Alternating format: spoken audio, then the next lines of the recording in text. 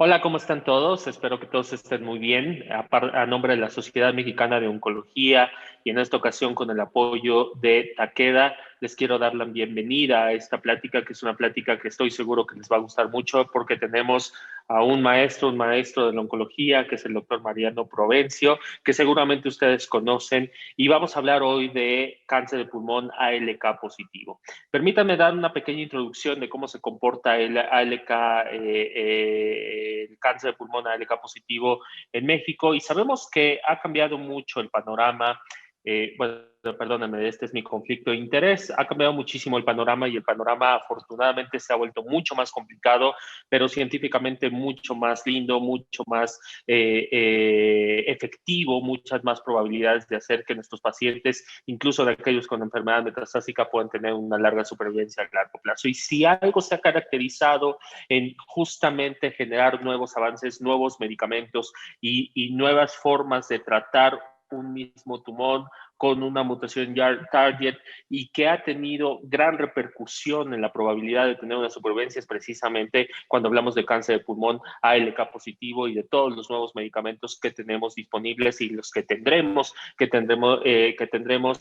disponibles para tratar a los pacientes con cáncer de pulmón. Y por supuesto, habrá que resaltar tres específicamente: alectinib, brigatinib y lorlatinib. Me parece que en la actualidad son los medicamentos con mayor robustez en cuanto a estudios clínicos, pero también con una mayor eficacia y con mayor probabilidad de ofrecer una supervivencia a largo plazo. Vendrán después, tendremos que escoger los mejores tratamientos, tendremos que escoger y tratar de personalizar cuál es el mejor tratamiento para cada uno de los pacientes, y mucho de ello probablemente se tenga, o al menos una de las líneas de investigación es precisamente hacerlo a través de las diferentes variantes. Sabemos que ALK es una fusión entre dos genes donde interviene ALK, principalmente con ML4, sin embargo no es la única fusión que se puede dar, pero también incluso entre la fusión con ML4 existen diferentes variantes que pueden tener en un presente, pero sobre todo en un futuro, un papel trascendental para tomar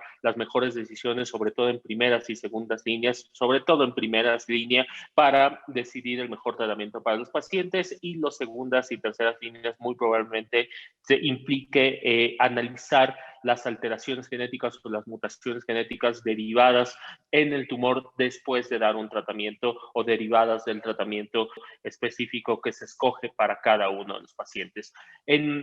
En Latinoamérica y en México, que no es la excepción, obviamente tenemos pacientes con ALK positivo. No varía mucho y no hay una gran cantidad de variación con lo que se reporta en el mundo. En México el porcentaje es alrededor de 7.6% de los pacientes con adenocarcinoma pueden tener un ALK positivo. Sin embargo, hay otras estadísticas que nos dicen que es más cercano al 5%, es decir, hay todavía un pequeño porcentaje de variación. Sin embargo, estamos hablando, como en todo el mundo, entre 5 a 7%. Hay algunos países, por ejemplo, en este artículo publicado, pues hay algunos países latinoamericanos que pueden tener incluso, por ejemplo, Perú llama mucho la atención, que puede tener incluso mayor cantidad de ALK. Sin embargo, bueno, por supuesto también puede haber ciertos sesgos. ¿Cómo se comporta en Latinoamérica y específicamente en México?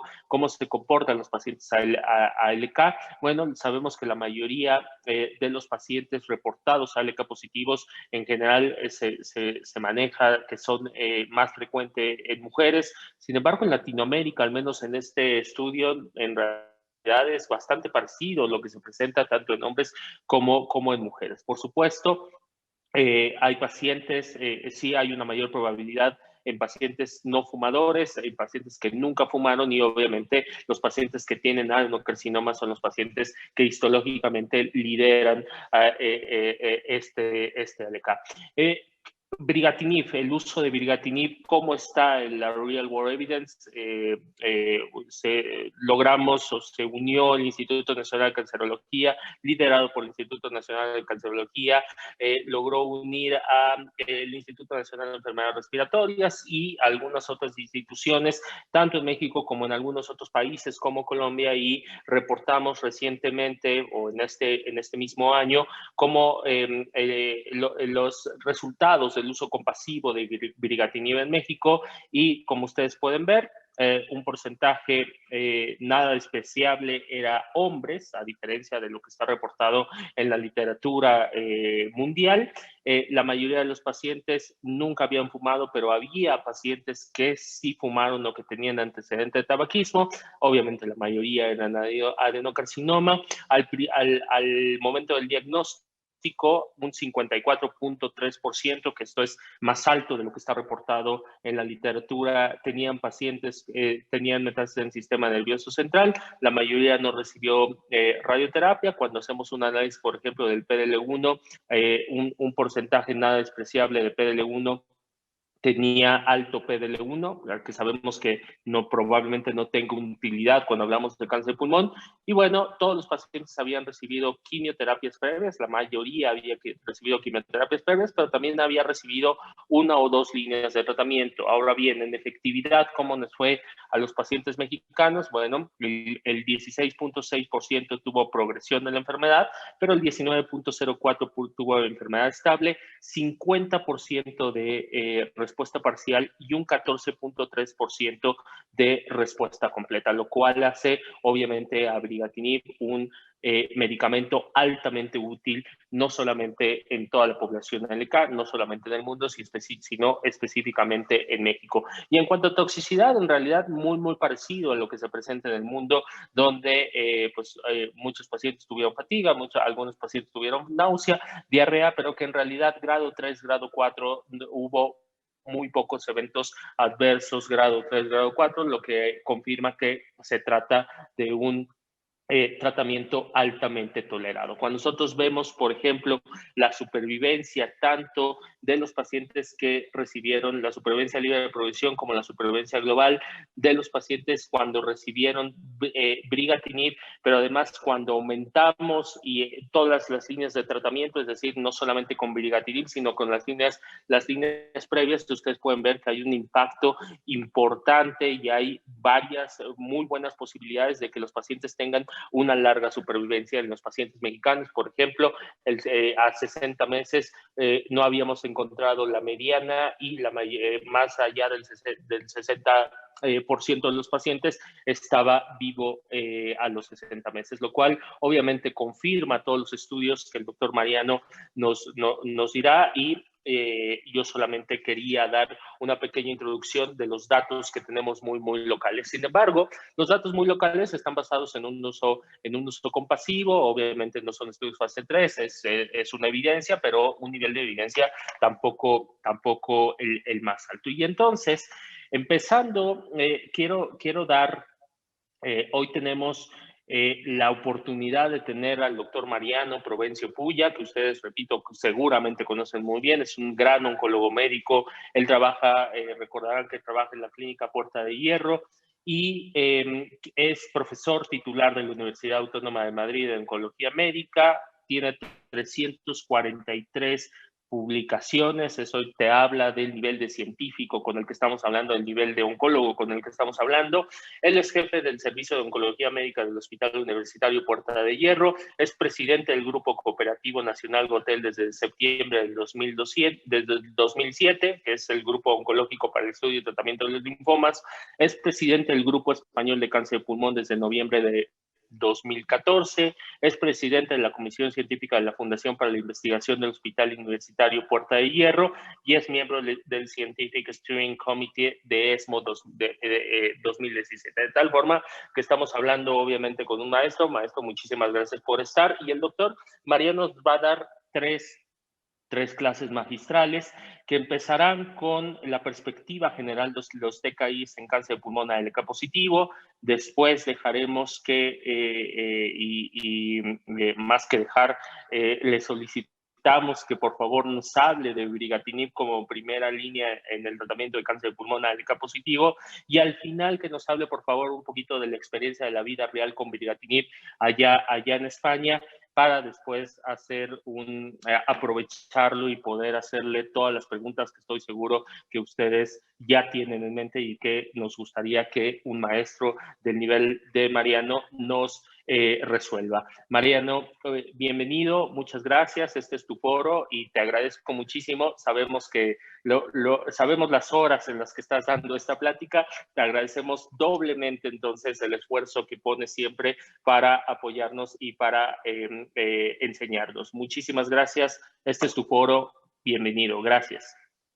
Muy bien, muchas gracias, Jerónimo. La verdad es que es un placer estar aquí, aunque sí que la verdad es que las horas son muy distintas, ¿no? Pero bueno, mientras que no podamos estar en presencia en México, que es un país extraordinario, pues lo haremos así. Así que muchas gracias, Jerónimo, por la invitación y muchas gracias por la invitación a participar en este foro, a hablar de ALK y bueno, vamos con ello. Bueno, estos son mis conflictos de interés. Y bueno, el doctor Rodríguez ya lo ha expresado, la charla vamos a tocar esos puntos que él ha comentado y que expongo aquí. Y yendo ya, él ha explicado muy bien, la verdad es que me ha parecido muy interesante el estudio de vida real de ALK y los porcentajes de presencia de ALK positivo en los pacientes con pulmón en su continente. En Europa tenemos alrededor del 4.7%, en España estamos en torno al 4,5% también, en Norteamérica están en el 5.3%, y en Asia un poquito más, quizá también por eso la alta incidencia que comentaba en Perú, ¿no? Habla de las distintas fusiones. Y yo creo que quizá resaltar que hay un porcentaje muy alto de pacientes que tienen metástasis cerebrales al diagnóstico, en torno al casi el 40%, y que tienen afectación extratorácica en el 82%. Esto yo creo que es muy importante porque va a señalar una característica distinta de otro tipo de mutaciones o translocaciones, ¿no?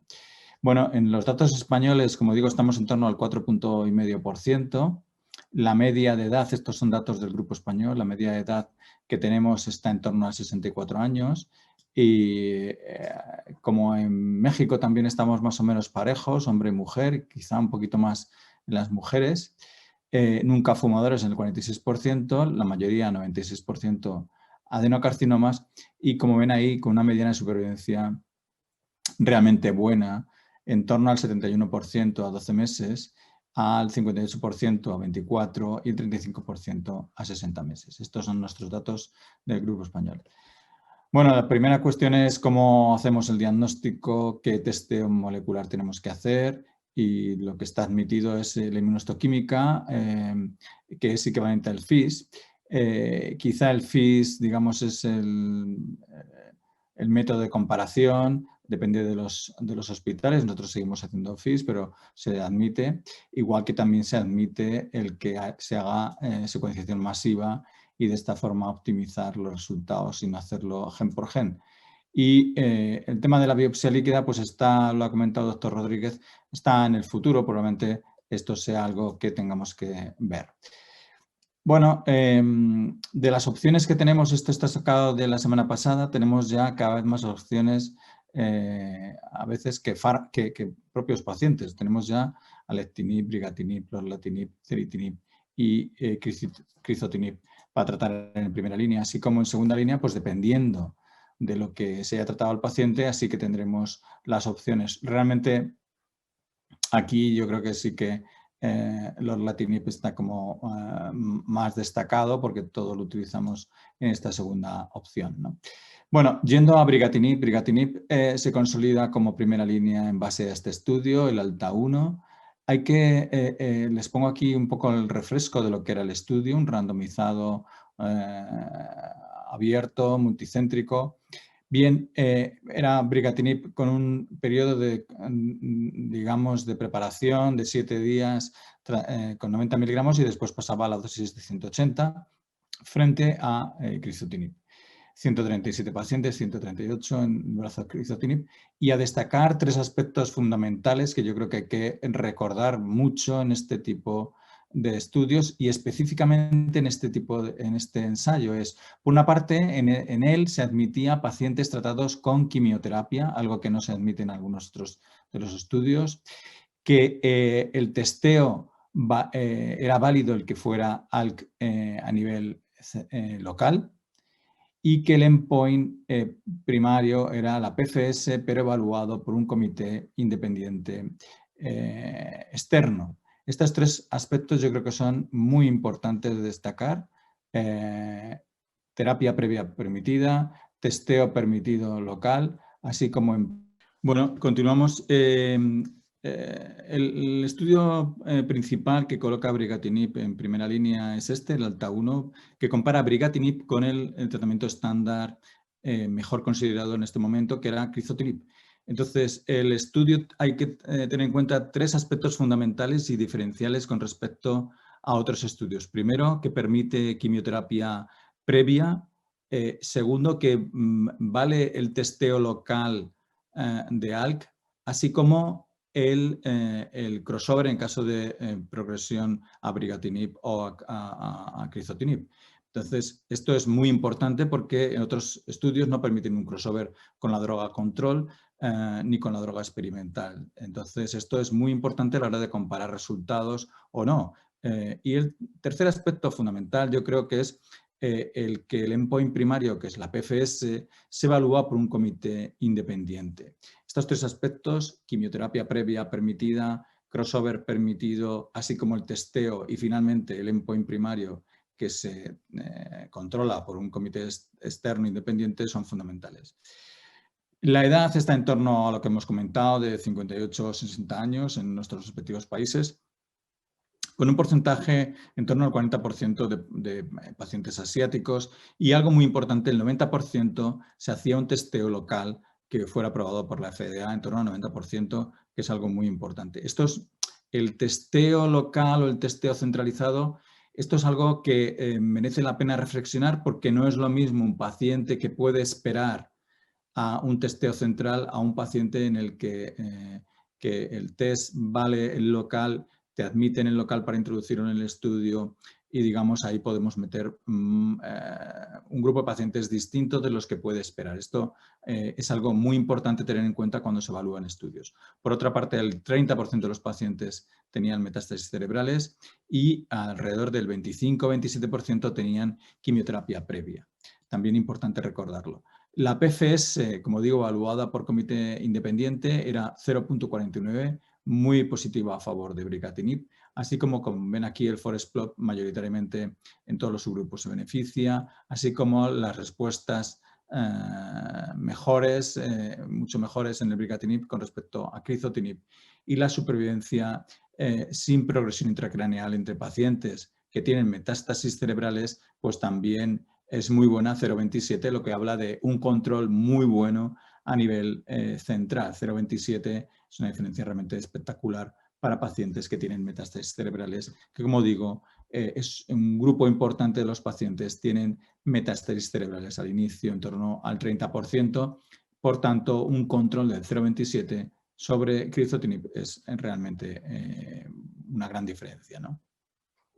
Bueno, los datos más importantes que yo creo de la comparativa entre uno y otro están señalados aquí en rojo y, bueno, primero la respuesta objetiva confirmada, una importante diferencia entre 71 y 60% de respuestas, una duración de la respuesta mantenida más de 12 meses del 75% versus el 41% en pacientes con crizotinib, también un 30% más de respuesta mantenida a 12 meses, que es lo que realmente nos importa en estos pacientes, es intentar mantener una respuesta en el tiempo, una respuesta intracraneal del 83% frente al 33% y una respuesta intracraneal objetiva del 67% versus 17%. Realmente datos muy buenos de respuesta intracraneal y de control sistémico de la enfermedad.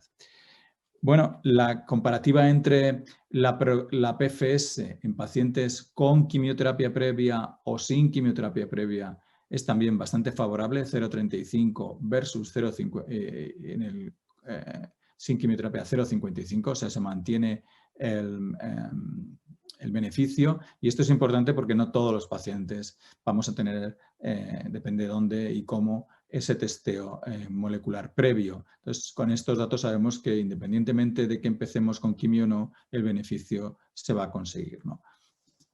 Bien, un aspecto importante, como todos, es, bueno, ¿qué pasa con la toxicidad? Hay una diferencia pequeña entre el 61 versus 55% en grado 3, en más de grado 3, pero la mayoría de los datos en pacientes que discontinúan, que es en torno al 3% de diferencia, pues lo hace por alteraciones analíticas de poca trascendencia, y con el aspecto de la neumonitis que luego tocaremos, 2 pacientes discontinúan por neumonitis en el grupo de brigatinib y uno solo en el crizotinib, realmente un paciente más por neumonitis en brigatinib. El estudio se complementa con esta publicación con 150 eventos recién publicado este año, y es muy importante conocer qué pasaba con esos 14 meses más de seguimiento, cómo se situaba en cuanto a toxicidad con más seguimiento el fármaco, así como si se mantenía a largo plazo la PFS, ¿no? Bueno, los datos en el lado izquierdo les pongo los datos del New England de hace 2 años y aquí los de este año. Aumenta el crossover a favor de brigatinib, lo cual es muy importante. Y bueno, globalmente la PFS se mantiene tal cual, 0,49, y el beneficio pues se ve que es bastante más claro con el tiempo, con todos los datos mejor colocados incluso que los que teníamos al inicio de la publicación con el New England. Igualmente la PFS se mantiene 0,49 en ambas situaciones. Por tanto, con el tiempo la PFS se mantiene, y esto es también muy importante.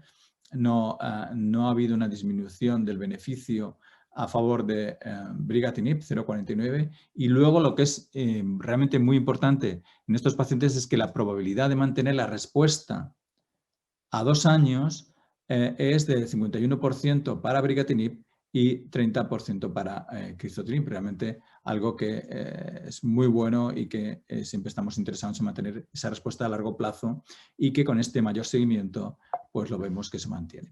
Bien, en esta línea se estudia también la PFS del tratamiento a nivel sistémico, cómo controla a nivel sistémico la enfermedad, y realmente, como ven ahí, a nivel sistémico con metástasis cerebrales tiene una, que sería la situación peor, digamos, una hazard ratio de 0,25, realmente muy buena, y igualmente en el caso con metástasis cerebrales al inicio, en pacientes, cómo mantiene la respuesta intracraneal 0,31. O sea que el mensaje es: mantiene con un porcentaje altísimo la respuesta intracraneal, mantiene con un porcentaje muy alto la respuesta sistémica con metástasis cerebrales al diagnóstico, lo cual es algo realmente importante, teniendo en cuenta que el 30% de estos pacientes se van a presentar con esta situación tan agresiva de metástasis cerebrales, ¿no? Otro aspecto diferencial es digamos que el alta arroja datos en este segundo análisis a favor de brigatinib en cuanto a estudio de calidad de vida. Cualquiera que haya utilizado el fármaco sabe que la calidad de vida de este fármaco es realmente, la alteración es mínima, y que los pacientes pues lo toleran muy bien y que además aumentan su calidad de vida. Bueno, el estudio que tenemos aquí de calidad de vida en el JCO realmente es muy bueno también, con una duración de la calidad de vida, del aumento de la calidad de vida. Antes decíamos, dura mucho la respuesta, pues dura mucho el aumento de la calidad de vida en los pacientes que responden, 0,27, duración tenga o no quimioterapia también, ven ahí los hazard ratio de 0,26, o el tiempo de beneficio realmente rápidamente, a partir de los 6 meses, hay un beneficio claro a favor de brigatinib. Bien, ¿qué pasa con la toxicidad? Porque antes hemos hecho un análisis de la toxicidad de grado 3, mayor de grado 3, las discontinuidades, teníamos un 12, 9%, ahora tenemos un 13, 9%. Bueno, realmente más exposición y con más duración, pues era lógico que hubiera un porcentaje mayor, en este caso un porcentaje de 1% más de discontinuación. Y específicamente he ido a buscar y ponerles aquí el tema de la toxicidad pulmonar, de la neumonitis, que ocurre en el 5% de brigatinib y en el 2% de crizotinib. Es decir, 4 pacientes más en la rama de brigatinib que crizotinib. Los grados 3-4 ocurren en el 3% de briga y en el 1% de crizo. 4 pacientes, un paciente, 3 pacientes más. Y la mayoría de los pacientes, este evento de neumonitis ocurre de una forma precoz, de los 3 a los 8 días. Bien, ¿qué pasa con el resto de eventos? Bueno, pues que tenemos que hay más eventos, estos serían aquellos que se reportan con más del 20%. ¿Qué eventos tiene más brigatinib que crizo? Pues el aumento de la CPK sin pancreatitis o rhabdomiolisis, aumento de la tos, de la hipertensión y del nivel de lipasa. Realmente este es algo que ocurre, el nivel de lipasa sin más alteraciones, igual que el CPK, alteraciones analíticas. ¿Qué tiene más crizotinib? Pues tiene más náuseas, tiene más diarrea, más constipación, más edema periférico, más vómitos, aumento también del apetito, de alteraciones visuales en un porcentaje realmente mayor, a pesar de ser una droga que también sabemos que se tolera bien. Por tanto, el perfil de seguridad se mantiene a largo plazo con estos 2 años. Realmente, si nos abstraemos de las comparaciones, la toxicidad más importante de briga fue la diarrea en un 35% y algunas náuseas en el 33% y alteraciones analíticas del 32%, que como digo, sin ninguna otra alteración, ninguna otra repercusión. Y bueno, pues digamos que esa es la alteración mayor en el grado 3. O sea, cuando vemos, alguien se plantea, bueno, pero porque grado 1, 2, digamos que son de poca importancia. Al fin y al cabo, grado 3, más de grado 3, pues son la CPK, la hipertensión un porcentaje mínimo del 5% y el aumento de la lipasa también. Es decir, que las alteraciones, los efectos secundarios graves estaban ligados más a alteraciones analíticas sin trascendencia posterior y un poquito de hipertensión. Realmente, por tanto, un fármaco bien tolerado, ¿no? Bueno, los efectos pulmonares, pues, como hemos dicho, es un porcentaje pequeño que se presenta de una forma precoz, que no parece que, por tanto, tenga relación con la dosis, el incremento de dosis que se hace después a 180, sino que se presenta la mayoría de ellos con 90 y que en un porcentaje también alto logramos pues, un 50% con terapia empírica, corticoides, antibióticos, también se puede controlar, ¿no? Bueno, hemos dicho antes un 30%, casi 40% metástasis cerebrales, 80% con enfermedad estatorácica. Y aquí cualquiera estará pensando, bueno, y con respecto a lo que tenemos de comparadores, ¿qué tenemos? ¿Qué aporta en este caso brigatinib? Bueno, y cómo se colocan cada uno de ellos. Bueno, es difícil saber, y esto podemos discutir después. En relación al comparador, lo que tenemos es que hay algunos de ellos, por ejemplo, crizotinib se comparó con quimioterapia. También el ceritinib se comparó con quimioterapia. Y en el grupo, digamos, más moderno, que tenemos el alectinib se comparó con crizotinib, igual que brigatinib se comparó con crizotinib. Y acabamos de ver la publicación de Lorla también con crizotinib. Por tanto, digamos, hay un grupo de fármacos que se comparan con quimioterapia en esa primera línea y otros grupos que se comparan con el mejor tratamiento, que sería el crizotinib. En relación al diseño del estudio, bueno, y aquí me he centrado más en el alectinib, porque realmente yo creo que aquí digamos, el competidor básico en esta situación sería alectinib, ¿no? Bueno, el alectinib, el ALEX. El ALEX no permite una inclusión que no sea laboratorio central. Esto es importante y no hay que olvidarlo. Es decir, que pacientes que yo participé en el ALEX, también participan en Alta 1, pacientes que tienen una situación más comprometida, realmente no iban a este estudio porque no podías esperar, no podías esperar 10, 15 días sobre los que tú ya tenías previamente. Esto es importante, había una selección de pacientes de forma clara. Tú tienes que seleccionar ese paciente que puede esperar más semanas a un diagnóstico centralizado cuando ya tienes el resultado en tu laboratorio, ¿no? Luego, la PFS es por investigador, no es por independiente. El crossover no estaba permitido y no había diferencias en la calidad de vida publicadas. Y luego, pues son 2 veces al día. Brigatinib, pues sí que se permitía la quimioterapia. En el anterior no se permitía la quimioterapia. La PFS es por un comité independiente. El crossover se permitía. La calidad de vida se publicó mejorada y es una dosis al día. En relación con alguna población concreta, bueno, lo que tenemos actualmente, puesto que no tenemos comparaciones head-to-head, no tenemos comparaciones entre alectinib y brigatinib, probablemente nunca la tendremos, lo que tenemos son datos, digamos, comparativos de después de crizotinib, ¿no? Y lo que tenemos es que a nivel central, pues la tasa de respuesta de briga está en 67, 54 de alectinib, 35 de ceritinib, y una variedad entre 50 y 87% de lorlatinib. En cuanto al índice de pacientes que van a desarrollar situación, como digo, de compromiso cerebral, pues la verdad es que esto es difícil. Yo creo que porque depende de cada estudio. Por ejemplo, en el grupo de alta tenemos que hay un 20% van a desarrollar en el brazo de crizotinib metástasis cerebrales, frente al 41% en el ALEX. Realmente el doble de pacientes van a desarrollar esta afectación en uno que en otro. Por tanto, yo creo que no son estudios comparables, como ocurre también en el propio con LORLA, donde en este caso ya pasa al 32% frente al 41% que teníamos antes. Es decir, que yo creo que comparaciones indirectas son peligrosas. Sobre afectación sistémica, lo que tenemos es también post-crizotinib, que la PFS a nivel sistémico tenemos 16 meses para brigatinib, 11 para LORLA y en torno a 9 meses para alectinib.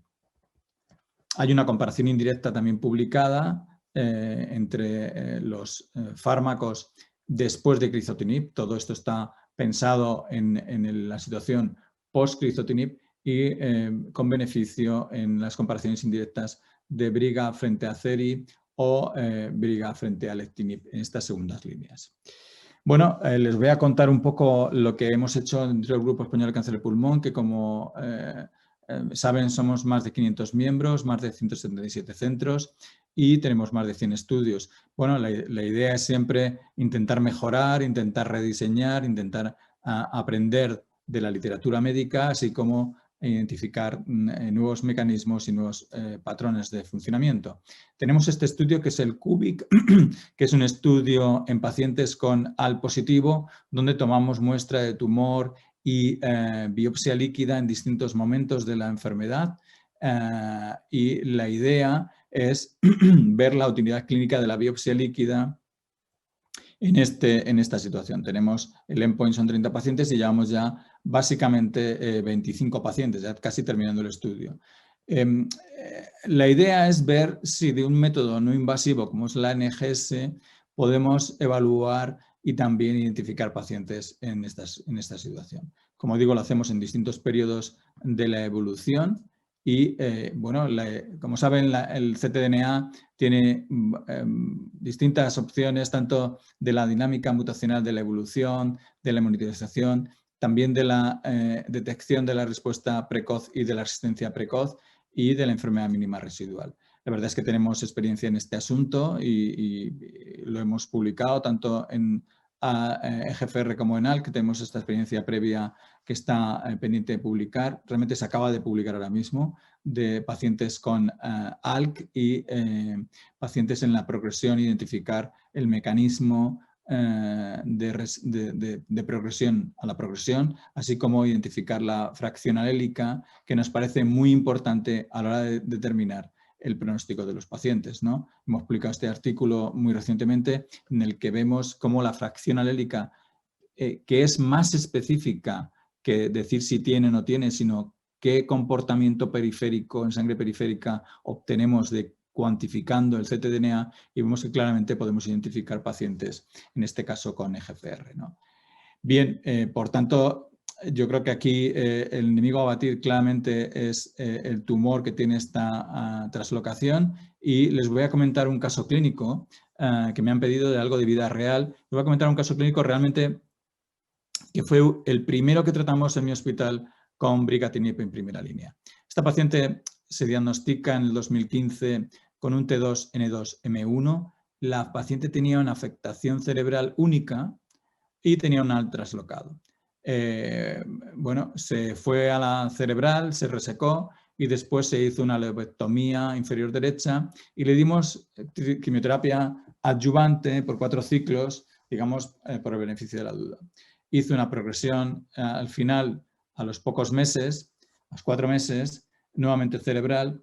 Y la verdad es que este paciente la publicamos en su momento porque estábamos haciendo en aquellos días un estudio de CTCs, ¿no? Entonces no estábamos con el ctDNA, estaba poco, digamos, optimizada la terapia y estábamos haciendo el diagnóstico y entonces utilizamos CTCs, ¿no? Ven ahí la evolución con la metástasis cerebral, la afectación pulmonar y el evolutivo. Ven aquí cómo las CTCs, claramente había una correlación entre CTCs, el contagio de CTCs, cómo después de la quimioterapia adyuvante subió el contagio de CTCs a 14, que hizo entonces otra vez la recidiva cerebral, cómo la radioterapia las hace bajar y, bueno, publicamos esta serie de CTCs y pacientes con ALK. Aquí ven la CTC en sangre periférica, donde claramente se diferencia de los linfocitos. Ven aquí las CTCs más grandes y los linfocitos que son el control. Bueno, publicamos esta serie y esta paciente era una de la serie que publicamos. La verdad es que no había más series publicadas más que estos franceses, con 18 pacientes, y la nuestra con CTCs y ALK. Bueno, la paciente hizo después una afectación cerebral múltiple en abril del 17 e iniciamos entonces brigatinib. Decir que en el 19 también desarrolló un cáncer de ovario que la operamos por laparoscopia. Bueno, estas son las lesiones que hizo después de digamos, la segunda recaída sistémica, hizo cerebrales y sistémicas, incluso con leve herniación subfacial. Ven aquí varias lesiones cerebrales.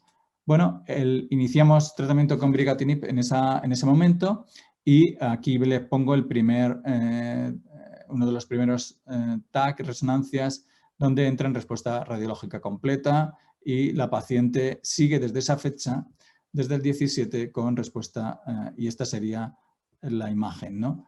El resumen.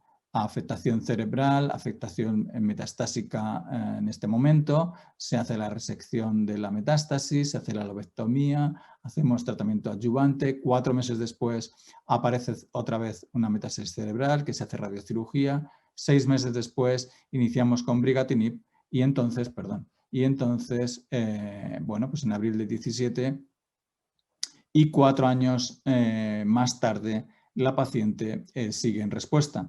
Hay que decir que esta paciente incluso ingresó y estuvo un mes por el SARS-CoV-2 ingresada en UCI y, bueno, pudimos mantener el tratamiento. Hizo una neumonitis por el COVID brutal, pero a pesar de todo eso, hay que decir que mantuvimos el brigatinib porque los de la UCI querían reducírselo y la verdad es que pues yo me opuse porque decían que si podía haber algo toxicidad o no. Era algo sobrevenido y no nos pareció que esto era causa del brigatinib, sino del SARS. Y realmente después de un mes la paciente pues está ambulante, ahora mismo está haciendo vida normal y la verdad es que está en perfecto estado después de 5 años y 7 meses y 4 años en respuesta completa con brigatinib. Y este sería mi presentación. Nada más, muchas gracias y atento a sus comentarios.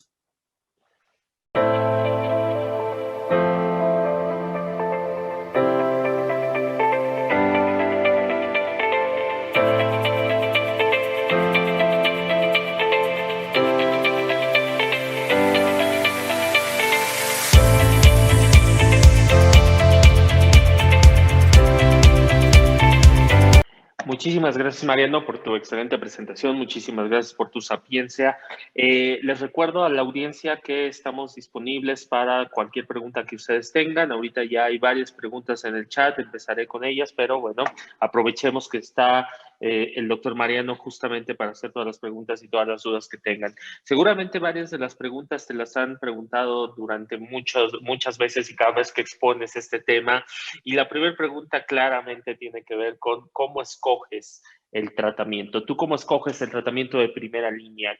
¿Cómo decides sobre todo cuando, déjame un poquito ampliar la pregunta, brigatinib, alectinib, y en qué papel dejas al lorlatinib? Sí, sí, claro, esto es la primera cuestión, ¿no? La verdad es que esto, bueno, primero son las aprobaciones regulatorias que cada uno tenga en su país, ¿no? Nosotros tenemos aprobado Briga y alectinib. Alectinib es un buen fármaco también. Nosotros tenemos muy buena experiencia con Briga y la verdad es que lo priorizamos. Y a mí me parece que el Orla, a ver, es que quedarte sin nada, ¿no? El Orla tiene un gran papel en la recaída.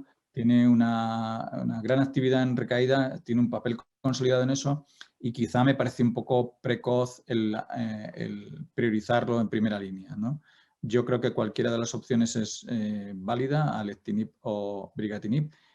Es verdad que la última, el J-Alex que se publicaba este año en ASCO, se ha presentado en ASCO, pues ha sido también bastante, digamos, controversial, como decís en América, en el sentido de, bueno, que al final la supervivencia global no la alcanza con crizotinib, pero es un buen fármaco también y yo creo que el Orla sí que lo dejaría para una segunda opción.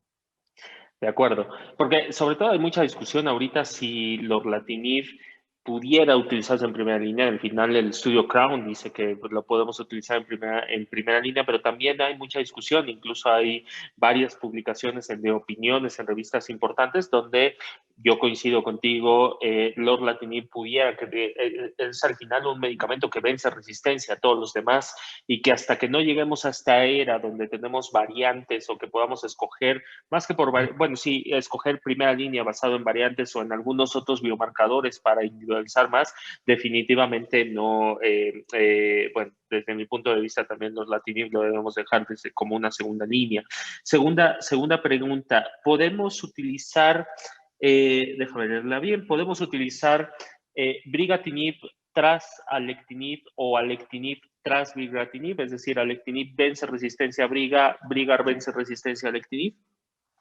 Claro, nosotros tenemos, lo que has dicho es muy importante, lo que has dicho y merece la pena recalcarlo, lo que has dicho de la identificación de los pacientes en función de las cuestiones moleculares, probablemente en un futuro próximo sea porque hasta ahora mismo esa figura que teníamos del antibiograma que se presentó en Cancer Discovery no era más que una situación preclínica, pero nosotros, por ejemplo, sí hemos publicado cómo hemos identificado pacientes y lo hemos publicado como pacientes con ALK de pronto hacían una mutación que cuando hacían la progresión la tenía, que buscábamos previamente y no la presentaba, eran de novo, que respondía, por ejemplo, en este caso era ceritinib, que luego progresaba con otra, respondía al Orla.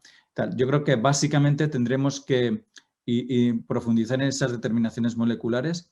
Hay datos de Briga después de alectinib y son positivos también. Nosotros tenemos experiencia realmente cuando me pidieron un caso, pues uno de los casos que tenía era de segunda línea después de alectinib. Hay poca literatura, pero la hay y realmente respondió a Briga y no a alectinib, pero también son pocos casos, ¿no? Yo creo que fundamentalmente habrá que situarlo todo desde un contexto molecular que identifique mejor a los pacientes, como dices, claramente. Y vamos a necesitar secuenciación masiva para eso, Sí, definitivamente. por eso es el estudio CUBIC, que es, Claro. pues es yo no conozco otro estudio porque nos faltan datos moleculares y es decir, bueno, ver cómo evoluciona las mutaciones que conocemos y ver cuando progresa, por qué progresa, qué mutación tiene Exacto, y qué exacto. respuesta hace al crossover que le podamos Exacto. hacer, en este caso con Lorla, que sería el De, preferred. de acuerdo.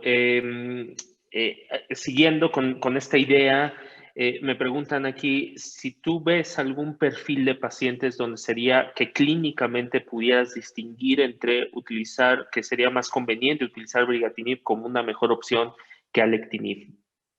A ver, la tasa de respuesta intracraneal es, yo creo, mejor que alectinib, ¿no? Ok. Yo creo que los pacientes, luego, hombre, tiene otras cosas, por ejemplo, solamente una dosis, natomas, pacientes que están polimedicados, pacientes, en fin, eso también es importante. Desde luego, la afectación cerebral es mucho más controlada con brigatinib, en mi opinión. Ok, ok. Entonces, probablemente esos pacientes que debutan con metástasis en el sistema nervioso central sean los que más te gustan. Perfecto. Me hacen otra pregunta. Mecanismos de resistencia primaria. ¿Existe la resistencia primaria a los diferentes tratamientos ALK? Mucho se ha hablado de amplificación de MYC, pero no sé si creas tú que realmente existe. Yo alguna vez escuché a varios expertos decir, bueno, es que la resistencia primaria no existe cuando hablamos de ALK. ¿Tú qué opinas al respecto? Cuando uno ve las curvas de supervivencia y de progresión, la verdad es que no son como las de otros grupos donde sí existe resistencia primaria. Por ejemplo, en EGFR hay un 20% de resistencias primarias. Tú, en los 3 primeros meses, cae un 20% de los pacientes y progresan. En el caso de brigatinib o alectinib, esta no se ve tan claro. Yo no diría, no tendría claro que existe una resistencia primaria o realmente pacientes que estaban muy mal y que, bueno, pues están muriendo y algunos se tienen que morir, claro, no, esto no es un milagro, pero vamos, yo no creo que sea más allá del 5%. Ok, excelente. Bien, me hacen la pregunta de cuando tú me digas y presentaste y aparentemente, bueno, a mí me encantaron esos datos de CTCs, que ahora se está evolucionando a ctDNA, o sea, DNA circulante, y ¿qué hacías cuando el paciente no disminuía, o sea, en ese estudio, cuando el paciente no disminuía las células circulantes, ¿qué hacías? ¿Cambiabas de tratamiento? ¿Crees que en un futuro sea la opción dar hacer DNA circulante, medirlo después de iniciar un tratamiento y después, en el caso de que no haya una disminución, cambiar de tratamiento prematuramente, ni siquiera, o sea, por lo que entiendo, ni siquiera documentando progresión imagenológica? ¿Eso crees que sea el futuro? A ver, yo creo que yendo desde el principio, las CTCs era un estudio que hacíamos exploratorio y simplemente tomábamos el curso de la enfermedad y en aquel momento no teníamos más que crizotinib, o sea que tampoco tenían muchas cuestiones más. Esta paciente pues la tratamos de forma precoz con brigatinib, pero fue la primera paciente, o sea que y no hacíamos ninguna intervención más que la descriptiva de cómo evolucionaban. Y realmente lo que nos proporcionaba era un valor predictivo de qué estaba pasando, porque ante dudas de qué podía pasar, pues tenías CTCs altas y luego comprobabas que era la progresión. Entonces era un correlato clínico más que otra cosa. Yo creo que el ctDNA es bastante superior a las CTCs. Yo creo que el ctDNA va a ser el futuro en cuanto a la respuesta en muchos tumores, también en la evolución y también en definir resistencias que se vayan adquiriendo durante la evolución. Igual también como en dudas de la progresión o no. Y luego, quizá, igual que antes hablábamos de cómo podíamos hacer un tratamiento, digamos, adecuado dirigido a mutaciones, probablemente podamos tener grupos de carga mutacional en relación al ctDNA. Es decir, que cuando antes hablaba de la MAF, de la fracción alélica, pues a lo mejor hay gente que no lo controla tanto, pero digamos la fracción alélica sería la cuantificación de la carga tumoral que tiene de ctDNA ese paciente. Y no es lo mismo tener una MAF alta que no. Y probablemente para estratificar situaciones de riesgo al inicio sea algo definitivo. Yo creo que el ctDNA va a ser fundamental en los próximos años, fundamental. Perfecto. Gracias, Mariano. Otra pregunta. ¿Crees que en el futuro cercano FISH como gold standard para hacer el diagnóstico de ALK sea suficiente o tendremos que virar a secuenciación masiva? O sea, ¿seguirá siendo FISH el gold standard? Nosotros hacemos FISH en el hospital. Yo creo que esto depende mucho de los hospitales. También es verdad que en algunos pacientes, por ejemplo, la semana pasada hemos cazado un paciente que entra en el estudio Cubic que tenía un FISH negativo y que en la secuenciación masiva apareció ALK, ¿no? Pues porque la muestra pudiera ser alterada, porque hubiera un problema técnico. Se capturan pacientes en la NGS que no tienes en el FISH, ¿no? Esto también está claro. Es verdad que a medida que vamos teniendo más mutaciones tratables, pues probablemente tengamos que hacer más NGS de entrada y no ir gen por gen, porque claro, gen por gen va acumulando retraso cada vez, ¿no? Entonces, yo creo que sí, en el futuro va a ser la NGS seguro. Perfecto. Bien, última pregunta que tengo aquí de la audiencia. Bien, ¿qué opinas de la secuencia, más bien, de la secuencia Criso, seguido de Briga, seguido de lorlatinib? Me imagino que la pregunta va mucho enfocada a que, sobre todo en EGFR, hay mucha discusión sobre si debemos dar una secuencia. No es lo mismo dar una secuencia ciegas que hacerla guiada por una secuenciación masiva que te permita tomar decisiones en segundas, terceras líneas, pero pues es una realidad que en países como el nuestro, en México, lamentablemente la secuenciación masiva no es algo que podamos hacer tan fácilmente. Y entonces, ¿qué opinas de la secuencia Criso, Briga, lorlatinib? ¿Te parece una buena secuencia o debemos buscar otra Yo secuencia creo cuando que vamos a ciegas? sí, yo creo, yo creo que con EGFR es bastante distinta la situación de ALK. En EGFR tenemos en el 50% la posibilidad de identificar una T790M y la verdad es que, bueno, pues hay mucha discusión en esto, pero la verdad es que creo que sigue habiendo un papel para los TKIs de primera y segunda generación en EGFR, en determinados pacientes que no tienen mucha carga tumoral, que tienen un ctDNA abajo y que, bueno, podemos darle una secuenciación. En el tema del ALK, claro, aquí vamos un poco a ciegas porque no tienes mucha evidencia de qué estás haciendo después y si vas a poder rescatar al paciente tan fácilmente. A mí me parece una cosa crucial el tema de la metástasis cerebral. La meta cerebral, cuando llegó el crizotinib, pues la verdad es que hemos hecho mucho tratamiento de enfermedad oligometastásica, tratar con radioterapia cuando crece, no sé qué, pero claro, el control de la meta cerebral con crizotinib es muy bajo con respecto es mucho mejor que el que teníamos con quimio, pero es bajo con respecto a brigatinib, por ejemplo, que es el que pone la persona que hace la decisión. El control es mucho mayor con briga en este caso. La verdad es que a mí me cuesta, la meta cerebral es bastante invalidante y es de mucho riesgo, o sea que Exacto. entonces el rescate de esos pacientes es muy distinto del EGFR. Yo dejaría Lorla para segunda línea e intentaría meter Briga en primera, sinceramente.